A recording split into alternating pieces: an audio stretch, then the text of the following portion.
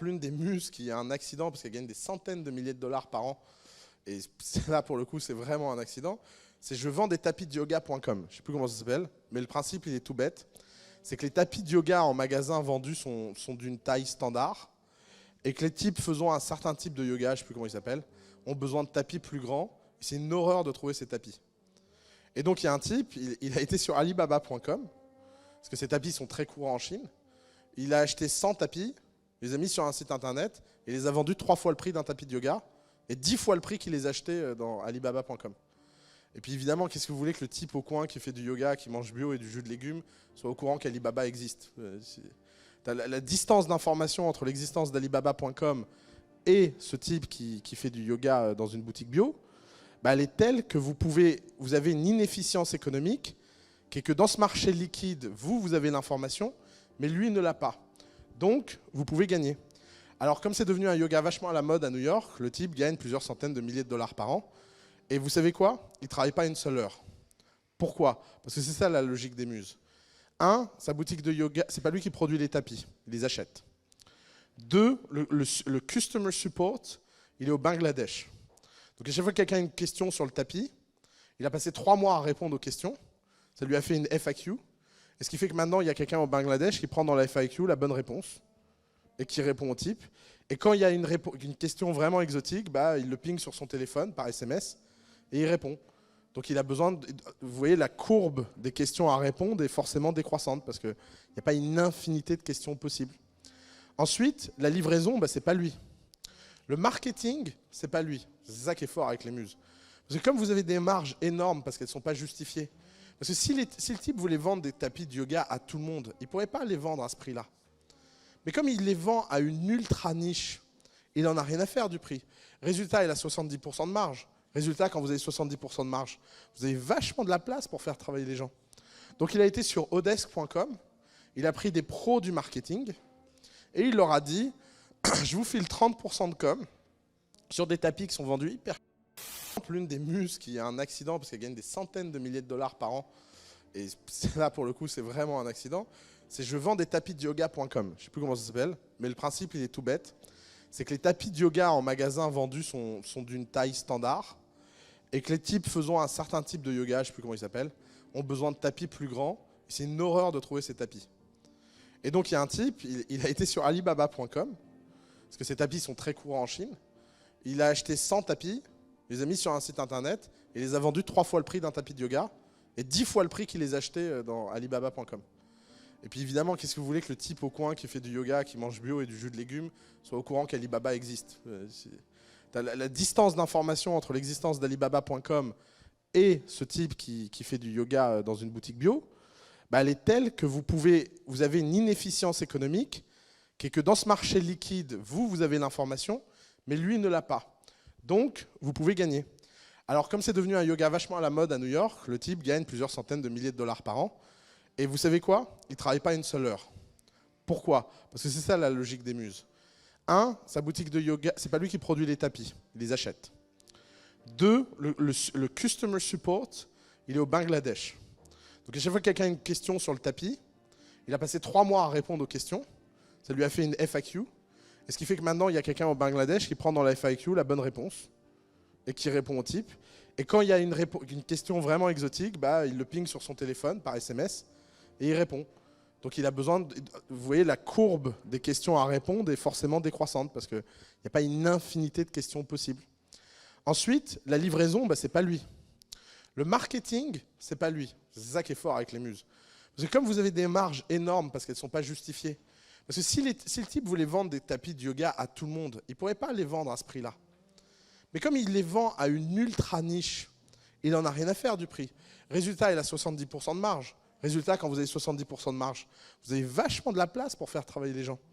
Donc il a été sur odesk.com, il a pris des pros du marketing et il leur a dit « Je vous file 30% de com sur des tapis qui sont vendus hyper cher.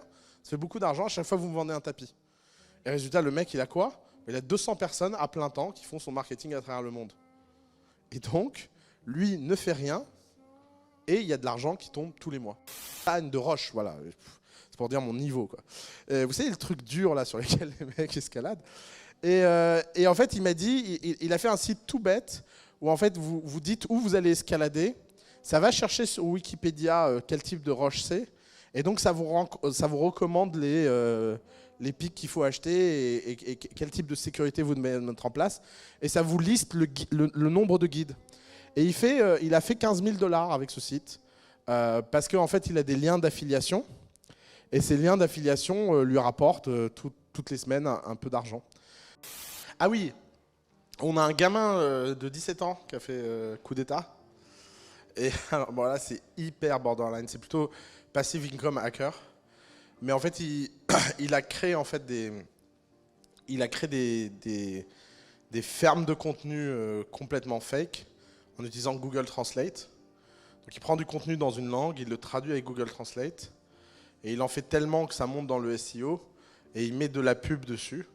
Et donc, il produit des centaines de milliers de vues de très basse qualité. Ces centaines de milliers de vues chopent de l'AdSense. Et ça lui permet de choper quelques centaines de dollars par jour. Quand vous avez 17 ans, que vous chopez quelques centaines de dollars par jour avec un script qui tourne automatiquement, franchement, c'est bonne poire, quoi. Après, il a été perdre tout son argent dans les cryptocurrencies. Donc il y a une justice, je vous rassure. mais ça, c'est une putain de muse. Il y a une nana qui m'impressionne trop. Il faut que je retrouve son nom. Irina. Elle a écrit un article dans le New Yorker expliquant sa vie en tant qu'escort girl. C'est l'interview la plus troublante que j'ai jamais lue de ma vie, quoi. Vous avez une nana qui doit avoir un QI de 190 et qui explique en détail tous ses tips and tricks pour facturer 5 000 $ de l'heure plutôt que 300 $ de l'heure en tant qu'escorte. Et il explique que c'est un business qui s'optimise et qu'elle a pris des cours, elle a fait un MBA et est devenue riche comme ça. Et donc à un moment, elle a commencé à se rendre compte que passé la trentaine, elle avait un rendement décroissant avec son corps, on parle comme ça. C'est très très très très troublante. Et elle s'est dit, bon, il faut que je passe dans le virtuel, parce que dans le virtuel, je ne vieillis pas. Et elle a découvert les muses. Je ne sais pas comment elle a découvert les muses. Et elle a commencé à en faire en ligne. Et alors, elle en a fait une qui est un chef-d'œuvre, qui est une plateforme de sex tips par une escorte. Donc, elle assume. Et en fait, elle vend une proposition de valeur qui est hyper sulfureuse, qui est de dire, moi, je sais exactement ce que les hommes veulent, parce que j'ai été payé très très cher pour ce que les hommes veulent. Si vous voulez, plutôt que vous prostituer pendant 10 ans, vous pouvez regarder 10 vidéos par mois et ça coûte 1 000 $. 1 000 $. Vous savez combien de femmes ont acheté ça aux États-Unis? Plus de 10 000 à l'heure actuelle. C'est un putain. Et elle est toute seule. J'ai un ami qui voyage beaucoup entre le Brésil et la France. Et alors il fait un truc tout bête, c'est qu'à chaque fois qu'il vient en France, il achète 20 iPhones. Pourquoi? Parce qu'au Brésil, les iPhones, il y a 200% de taxes d'import et ils ne sont pas sponsorisés par les opérateurs téléphones. Ce qui fait que le prix d'achat d'un iPhone, c'est 2 000 euros. Donc il achète en France 800, il les vend 1 500 et à chaque fois, il paye son voyage d'affaires avec cette connerie. Vous voyez, c'est tout con. Il n'y a pas de travail. Venez, il les met sur eBay et il les vend au Brésil. Et pour la simple raison qu'il passe la douane avec 10 iPhones et qu'il a parfaitement le droit de passer la douane avec 10 iPhones. Ça, vous ne pourriez pas le faire à l'échelle. Parce que si à un moment, vous commencez à importer des iPhones, bah vous, comme tout le monde, vous payeriez la taxe d'import. Alors Gandhi, les gars, Gandhi, s'il n'était pas le fils d'une des familles les plus riches d'Inde, il ne serait jamais devenu Gandhi. C'est pas parce que Gandhi vivait comme un pauvre qu'il n'était pas riche. Gandhi, il a été éduqué à Oxford, il était avocat. Quand il est rentré en Inde, il s'est acheté un palais pour vivre dedans avec tous ses disciples. Juste, on atterrit 2 minutes sur Terre. Si Gandhi, tous les mois, il y avait son proprio qui venait lui dire « Alors, tu as payé ton loyer », ça ne serait pas devenu Gandhi. Donc, c'est pas... Et vous pouvez trouver plein d'exemples. Alors, on m'a donné l'exemple de Jésus. On m'a dit « Jésus est un pauvre qui a changé le monde ». Alors, il y a le juif là-bas qui me dit « Mais non, il est riche, Jésus. Attends, il vient de chez nous. » Non.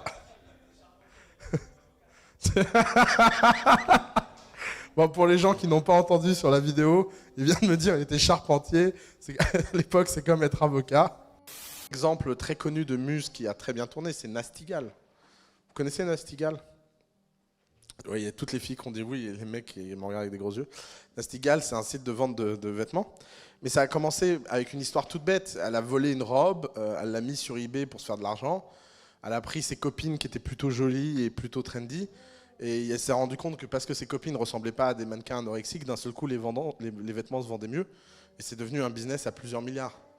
C'est ça le sujet, en fait. Vous avez des trucs qui commencent comme des petits coups pour gagner de l'argent et qui deviennent des... Et ça donne c'est comme ces gens-là ne sont pas éduqués à ce qu'est une start-up. Ils ont des succès phénoménaux et ça donne toujours des anecdotes très drôles. Parce que vous avez, quand elle est venue voir les VC, qui lui ont dit « Il est où ton deck ?» Et elle a dit « Mon quoi ?» Ça ne l'a pas empêché de lever beaucoup d'argent. Parce qu'elle avait une croissance délirante. Donc c'est ça le sujet sur la musique. Le type, il a des très grands pieds. Alors, vous savez, c'est après 45, 46. C'est des 50, 52. Ça. Et en fait, c'est très compliqué de trouver des chaussures quand vous êtes comme ça. Donc lui, il a commencé sur le côté à aller dans des boutiques spécialisées dans des grandes villes. Et au lieu d'acheter une paire, il en achetait 50. Il les ramenait chez lui, il les mettait en ligne sur eBay. Et puis il les vendait. Et donc ça remboursait. Au début, il faisait ça pour rembourser son voyage pour aller s'acheter ses vêtements et ses chaussures. XXL. Et puis à un moment, comme il n'arrivait pas à pourvoir, il a commencé à contacter des magasins et leur dire bon, bah maintenant, moi je vais vous donner, parce que les magasins à cette époque ils n'étaient pas sur eBay, ils ne savaient même pas ce qu'était eBay. Moi je vais vous donner l'adresse des types, vous les envoyez, vous me donnez une com. C'est en ça que les muses sont hyper intéressantes. Mon premier business était une muse sans que je m'en rende compte, parce que je ne savais pas ce que c'était une muse à l'époque. Moi, la première fois que j'ai gagné de l'argent de ma vie, pour de vrai, et beaucoup d'argent, c'est que je prenais en photo des antiquités dans mon quartier et je les mettais en ligne en arabe, en chinois, en singapourien, ce que tu veux. Et je les vendais 3 fois le prix qu'il y avait en boutique, parce que ces types-là n'avaient aucune élasticité au prix. Et ça, c'est typiquement une muse, parce que je gérais rien. J'envoyais le bon de commande avec l'argent, l'antiquaire, c'est lui qui s'occupait de la livraison. Et moi, alors des fois, les mecs ne pouvaient pas, alors il fallait envoyer une plateforme logistique, mais finalement, c'était assez simple, il y avait peu de maintenance. Et je pouvais faire ça à côté de l'école, quoi. Mais à l'époque, je ne savais pas que c'était une muse. Et après, il y a 2 ans, je m'étais amusé à faire des petits trucs. Et avec un copain, on a fait des e-books. Et lui, d'ailleurs, il a continué et il a fait des vrais cartons. Par exemple, le e-book, c'est un produit de muse parfait. Pourquoi? Parce que ça s'écrit rapidement. Il y a suffisamment de contenu disponible. Si vous êtes bon en écriture, aujourd'hui, il y a suffisamment de contenu disponible sur un sujet pour que vous puissiez écrire un livre de 100 pages en une semaine. C'est pas insurmontable comme tâche. Et en fait, vous savez comment on vend un e-book? On vend un e-book en travaillant la couverture. En fait, comment ferait un type normal? Et pour vendre un e-book, il travaillerait le texte. Parce qu'il ne voudrait pas que les gens soient déçus. Non, quand vous faites une muse, c'est l'inverse. Vous travaillez la couve. Parce que vous savez que les gens prennent une décision d'achat sur la couve. Et donc, on avait créé un truc où en fait, on crée plein de couves différentes, avec plein de styles différents. Et donc, on payait des graphistes sur Odesk pour créer des trucs au Bangladesh, en Inde, hyper pas cher, rapidement. On les testait avec des titres différents sur des canaux différents.